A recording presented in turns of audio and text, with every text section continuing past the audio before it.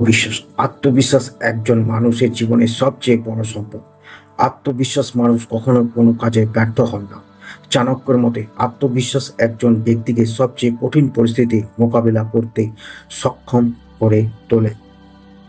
যারা যারা পরিশ্রম করেন তারা কখনোই ব্যর্থ হন না। একদিন না একদিন আপনি অবশ্যই কঠোর পরিশ্রমের ফল পাবেন।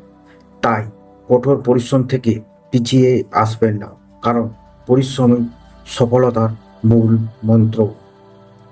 জ্ঞান আচার্য চাণক্য বলেছেন যে অর্জিত জ্ঞান কোনোভাবেই নষ্ট হয় না।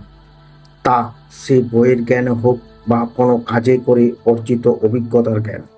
একদিন না একদিন আপনার এই অভিজ্ঞতা অবশ্যই কাজে আসবে।